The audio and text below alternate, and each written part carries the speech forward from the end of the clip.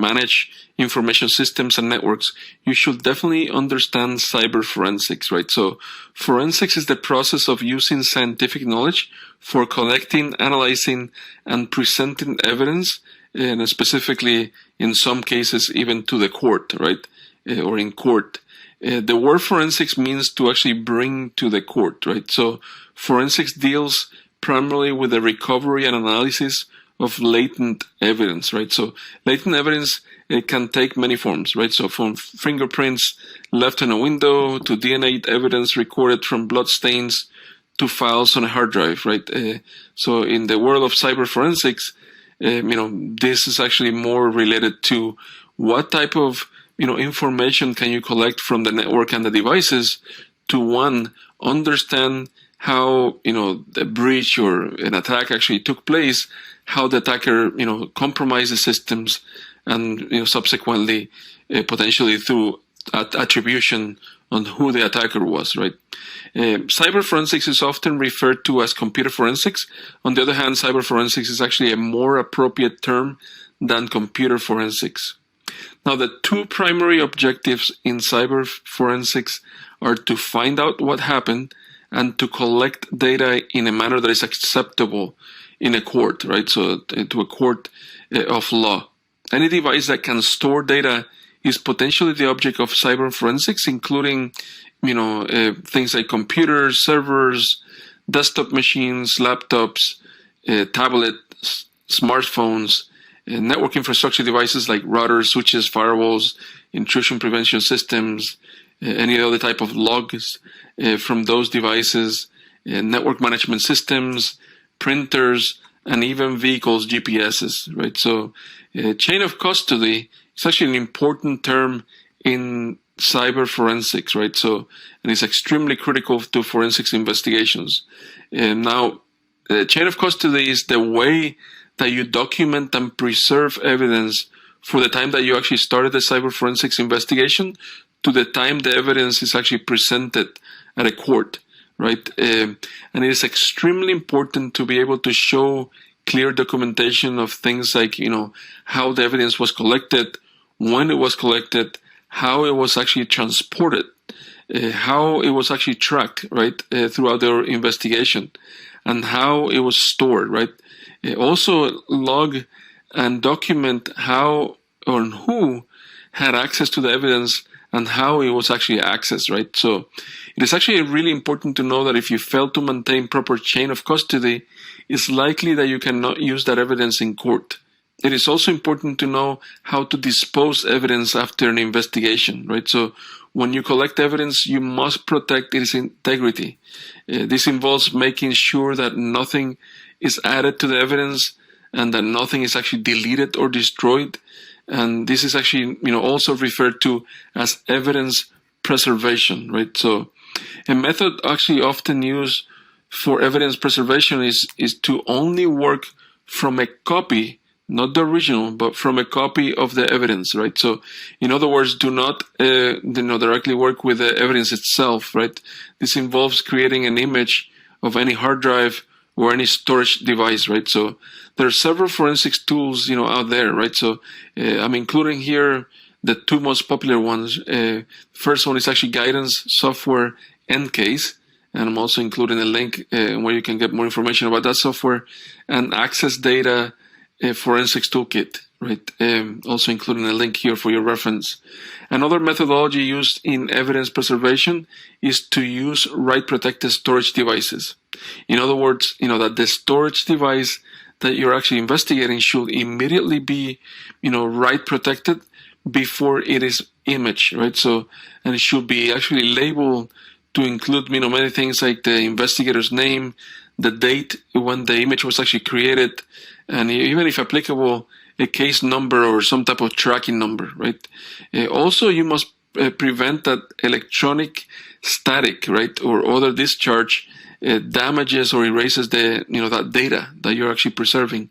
You can use, evidence bags that are anti-static. You should, also used to store, those type of bags for storing any type of digital devices, any type of things like motherboards or SSDs, any type of, information or devices, hardware that you're actually collecting, right? So it is very important that you prevent electrostatic discharge or ESD and other, type of discharges for damaging that evidence, right? So some organizations even have cybersecurity forensics labs, right? So, and they're very controlled access environment that are, that are controlled to authorized users and investigators only, right? So a method, that is actually often used is constructing what we call a Faraday cage, right? So, and this is actually a cage that is often built out of a mesh, of conducting metal that prevents electromagnetic energy from entering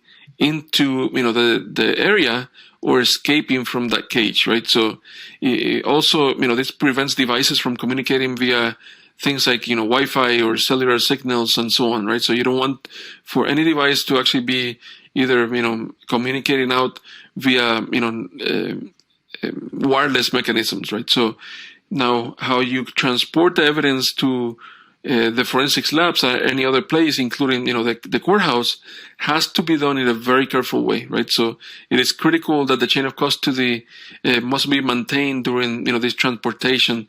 And whenever you transport the evidence, it's best if you can store, that evidence in a lockable container, right? So, some type of, container briefcase or something that is actually lockable or that has a lock. It is actually recommended, right? So it is also recommended that the responsible person stays with the evidence at all times during transportation and during the handling of the evidence. Forensics, and specifically the art of, collecting evidence, can take many different forms depending on the conditions of each case and also the devices from where you're actually collecting that evidence, right? Now, to prevent or minimize the contamination of the actual, source and that evidence, you can use different tools that includes, things like a piece of, hardware called a write blocker, right, and a specific device. So you can actually copy all the data or, collect an image of the system, right? And that's actually extremely important that you preserve evidence in a correct way, right? Now, the imaging process is actually intended to copy all blocks of data from the computing device to the forensics professional evidentiary system, right? So this is sometimes referred to as a physical copy of all data as distinct from a local or logical copy, rather, which is only copying what the user will actually normally see, right? So now logical copies do not capture all data, and the process will actually alter some of the metadata to the extent that, the forensics value of that data is actually greatly diminished, right? Now that results in possible legal challenges, right, by the opposing legal team in the case that you're actually in court. Now that's why a full bit-for-bit copy is the preferred forensics process, right? The file created on the target device is actually called a forensics image or forensics image file. These are some of the most common file types for forensics images for, your reference. They include like things like .aff, .asb, E01, DD or raw image files, and also virtual images formats such as VMDKs or VDIs, in the case of VMs, right? Now, the benefit of actually being able to actually create an exact copy of the data is that you can actually, copy that data, and then the original device can be returned to the owner or actually stored for a trial without normally having to actually being examined repeatedly, right? So you actually work from that copy. This also reduces the likelihood of the drive to actually fail, for drive failures or evidence contamination, right? Now, SANS has a good resource that goes over disk imaging tools in cyber forensics, and I'm actually including the link here for your reference. So I invite you to actually read that white paper that goes over, how disk imaging works, and also, the different disk imaging tools available in the market. Now, in short, imaging or disk imaging is actually the process of making a forensically sound copy to media that can retain the data for extended amount of time, right?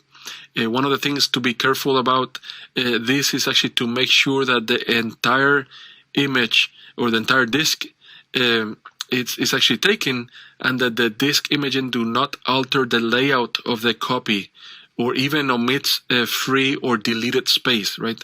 That's important, and you actually learn, some of these concepts earlier in this course.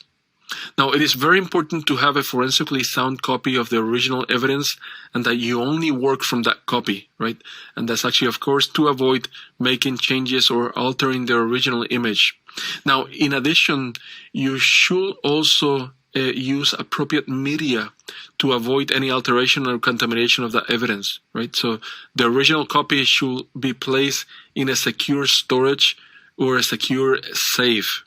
There's also the process of file deletion and also its degradation and eventual erasure, through the system operation, right? So this results in many files being actually partly stored in the unallocated area of a system hard drive, and typically, such fragments of files can actually only be allocated or carved out manually, and typically it's actually using a hex editor to be able to identify the specific file headers, right?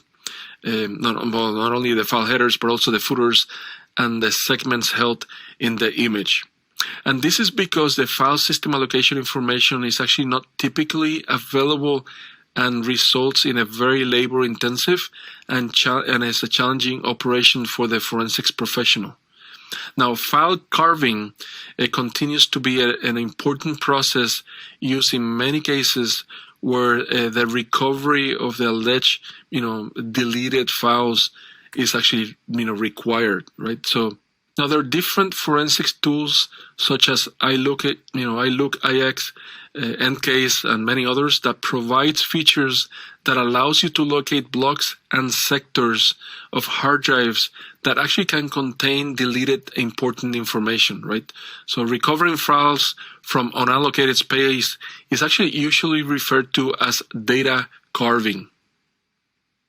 It is very important to make sure that the timestamps of all files on a system being analyzed, of course, during the cyber forensics investigation, are actually reliable, right? And this is because it is critical for making, a valid reconstruction of key events of, that security incident or that specific attack. Now, collecting evidence from mobile devices is another thing that you actually have to worry about, right? So mobile devices such as cell phones, wearables, tablets are not imaged in the same way as desktops. Today's Internet of Things or IoT, landscape, it is very different than from just a few years ago, right? So now you actually have to worry about collecting evidence from low power and low resource devices, including not only mobile devices but also sensors, fog edge devices, and many others, right? So now even your refrigerator, your thermostat, different sensors around the house or a manufacturing utility or a farm, the list goes on and on. In the world of IoT, this actually is becoming a lot more complicated. Now, the hardware and the interfaces of these devices from a forensics perspective are very different, right?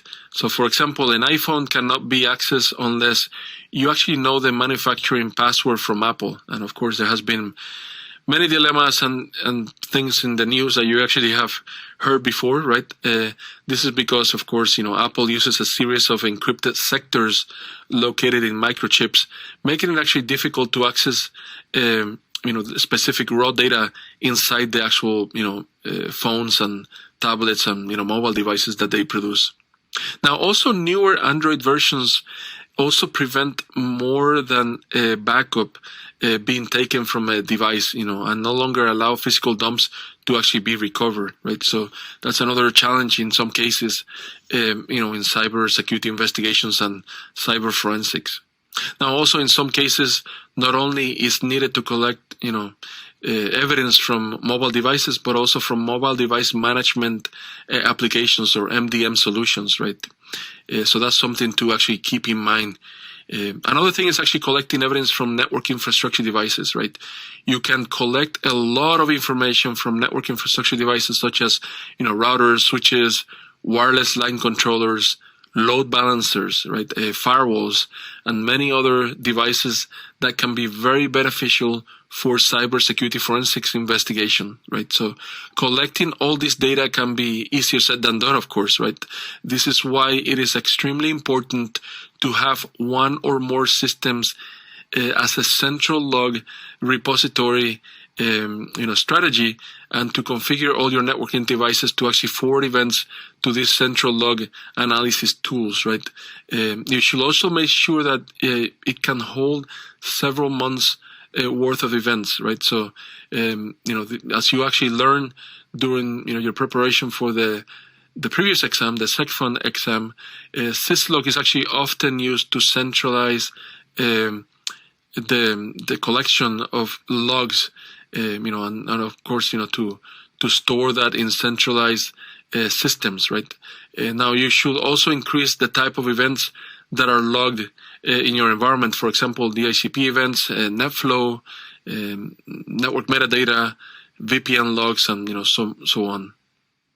Now, another important thing to keep in mind is that network devices can also be compromised, right? And subsequently, the data generated by these devices can also be assumed to be compromised and manipulated by the attacker. So finding forensics evidence for these incidents can be a little bit more, troublesome and much harder than what we think, right? So, for example, a device actually can be compromised to the fact that it can be manipulated to, let's say, perform network address translation. But whenever you do a show run, or you show the configuration of the device, or show statistics of network address translation or NAT, you don't see anything, because the attacker may have manipulated the system that actually suppresses not only the configuration parameters, but also the logs that are generated that are relevant to that specific feature, in this case NAT, right? Now, network infrastructure devices actually can be compromised by different attack methods, including, of course, leftover troubleshooting commands that the administrator actually may leave in there, or in the case of, Cisco TAC, perhaps, actually helping you in a troubleshooting. Also manipulating Cisco iOS images, right? Now, modern technologies like Secure Boot, of course, prevents this. But in the case of legacy devices, actually, we saw that in many cases where, the iOS images actually were manipulating and being installed in the devices. Also, security vulnerabilities, of course. Now, Cisco has several good resources that goes over device integrity assurance and also the verification of those devices. And I'm including here, tons of references, including things like the Cisco iOS software integrity assurance, same thing for Cisco iOS XE, how to harden Cisco iOS devices, also how to perform image verification in Cisco iOS, how to also do offline analysis of image integrity as well. And of course, as you see here, the list goes on and on. Now, these documents go over numerous identification techniques that includes, image file verification using, MD5 and, SHA-256, using the image verification features, not only in the device but also offline, verifying the authenticity of digital signed images, running, iOS runtime memory integrity verification using core dumps. Also creating a known good text region, part of those type of core dumps as well, and the text memory section export and how to analyze that. And, even checking for external accounting logs, syslogs, checking for booting information, checking the Roman variables and also Roman information, because in the past, even the Roman has been compromised, right? Now, there are several preventive steps that you can actually take to facilitate a forensics investigation of networking devices, and that actually includes, different best practices like maintaining the Cisco IOS image file integrity, right? Also implementing change control, hardening the software distribution server that you actually use to distribute the image to the devices, keeping, Cisco IOS software updated, right? And making sure that you follow the Cisco PSIRT advisories, security advisories, and that you actually patch, your devices. Of course, checking, for secure boot, Cisco supply chain security, leveraging the latest iOS security protection features, using authentication, authorization, and accounting, implementing configuration controls, protecting the interactive access to devices, gaining traffic visibility with NetFlow, and also using centralized and comprehensive logging, as we mentioned before. So again, all this list is actually for your reference and also included in the documents that I provided the links before.